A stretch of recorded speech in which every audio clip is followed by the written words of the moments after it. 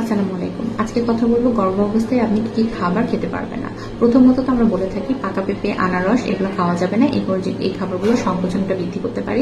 এছাড়া আপনি কাঁচা বা আধা সিদ্ধ কোনো খাবার খেতে পারবেন না, যেমন কাঁচা ডিম, আধা সিদ্ধ মাছ মাংস, আনবয়েলড দুধ, ঠিক আছে, মানে দুধটা জাল দেওয়া না, এরকম খাবার খেতে পারবেন না, এতে ইনফেকশনের চান্সেস থাকে। এছাড়া আপনি বাজারের জাঙ্ক ফুড, দেখা যাচ্ছে যে বার্গার, পিৎজা, সামোসা, সিঙ্গারা এগুলো খেতে পারবেন না। বাজারে যে প্রসেসড ফুড করা থাকে যেমন নুডলস, সসেস, এই খাবারগুলো খেতে পারবেন না। জাঙ্ক ফুডের তো বললামই। এবং আপনি কোল্ড ড্রিঙ্কসের মধ্যে অনেক পরিমাণ সুগার দেওয়া থাকে, ক্যাফাইন দেওয়া থাকে, এতে করে আপনার বাচ্চার গ্রোথ অনেক কমে যেতে পারে, এই জন্য ওইটাও খাওয়া যাবে না। আর আপনি যদি স্মোকার হয়ে থাকেন, মানে ধূমপান করে থাকেন, অথবা গুট্টা, গুল প্রকৃতি এই ধরনের কিছু সেবন করে থাকেন, এটাও বন্ধ করতে হবে। এই ধরনের মানে খেলে দেখা যাচ্ছে প্লাসেন্টার ক্ষতি হতে পারে, ঠিক আছে। কিছু জিনিস আছে কম খেতে হবে, সেটা হচ্ছে দেখা যাচ্ছে যে আপনি কফি বা চায়ের খুব অভ্যস্ত, সেক্ষেত্রে আপনাকে দিনে একবার আপনি খেতে পারেন, এর বেশি খাওয়া যাবে না।